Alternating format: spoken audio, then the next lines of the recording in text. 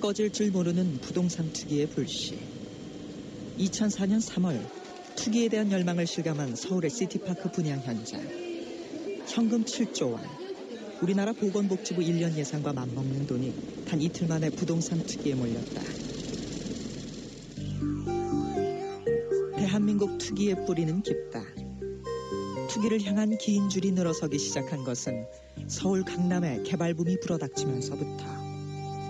밤새워서 담요가지고 거기서 자고 아침에 일어나가지고 어떤 경우에 여러 장 수십 장 이렇게 대리 신청을 하고 그랬는데 2, 3개월 후면 하루에 500만 원, 1000만 원씩 오르는 현실 속에서 있었어요. 어느 지역에 땅 사라. 그때 공공연히 그랬습니다. 차라리 서울특별시라는 간판을 이루고 서울 복덕방 간판을 걸어라.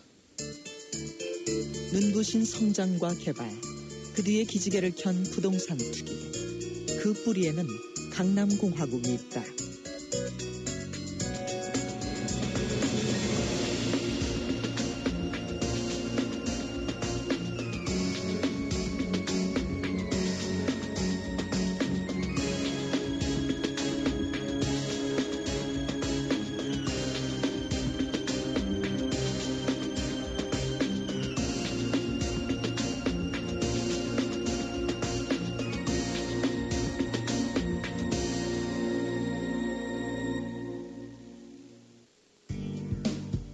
한국 제1의 부동산 투기 지역으로 불리는 서울의 강남 일대.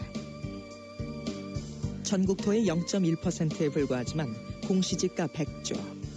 전라남북도와 강원도 전체를 살 수 있는 땅값에 평당 3천만 원대를 호가하는 아파트들이 투기의 욕망을 부채질하고 있다.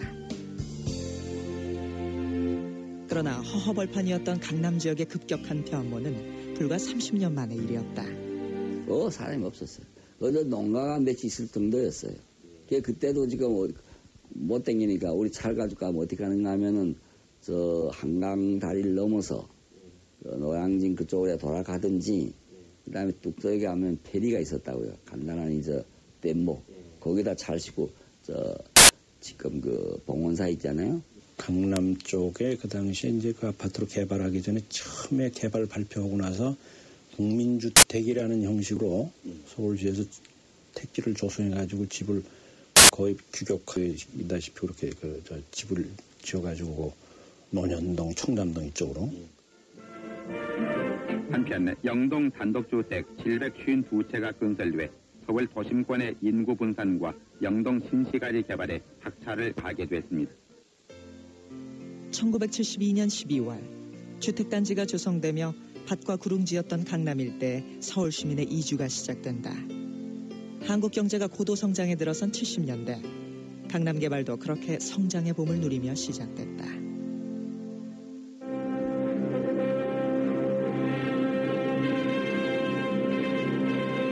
새로운 체제로의 일대 유신적 계획이 있어야 하겠습니다.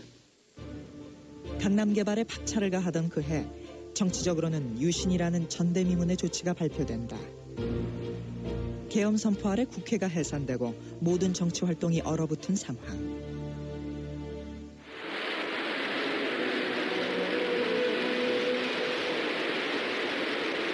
유신 대통령으로 재취임한 박정희는 삼선을 지나 영구 집권의 길로 나아가게 된다.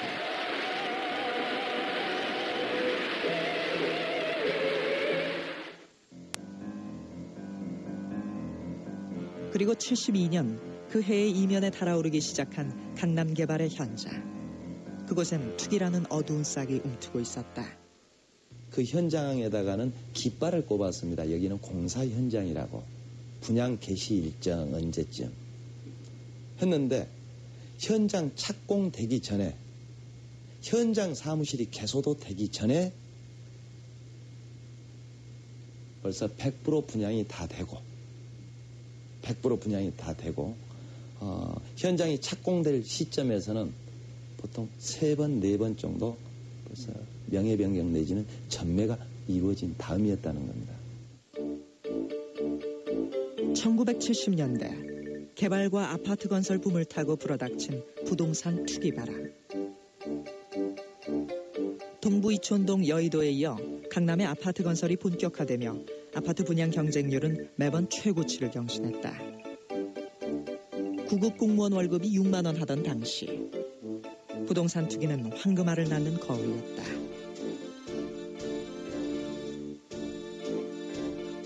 77년 세간의 화제를 모았던 여의도 모카 아파트의 분양권 프리미엄은 무려 150만 원에서 250만 원. 하루아침에 공무원 연봉의 몇 배가 생기는 분양권을 잡으려는 사람들로 분양 현장은 유리창이 깨지고 경찰이 출동하는 대혼잡을 빚었다.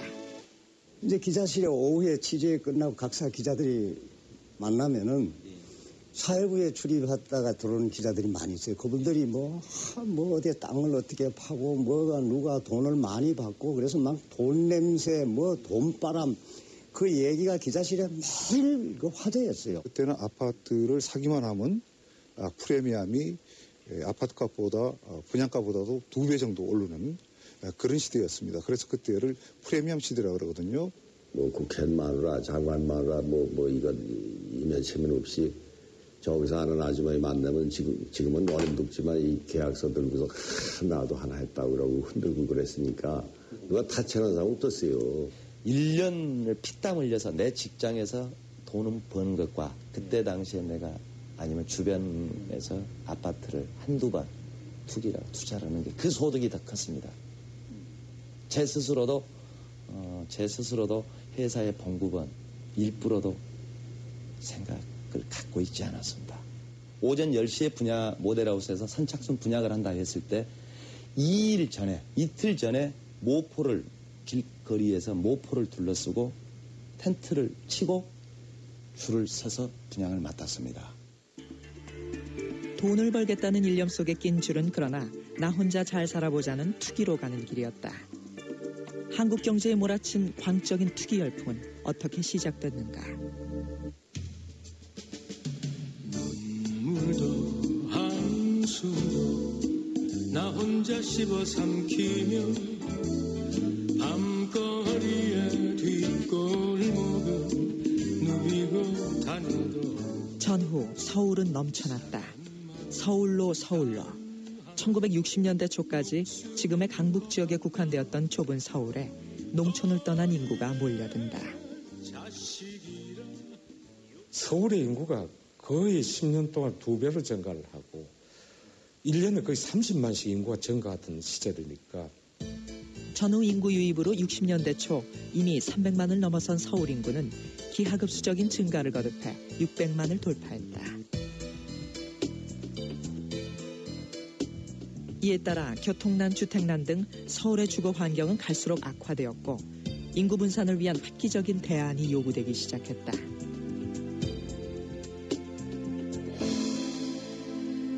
전쟁과 한강 인도교 폭파의 기억이 채 가시지 않은 시절. 안보상의 이유도 수도 서울의 재정비에 힘을 실어주고 있었다.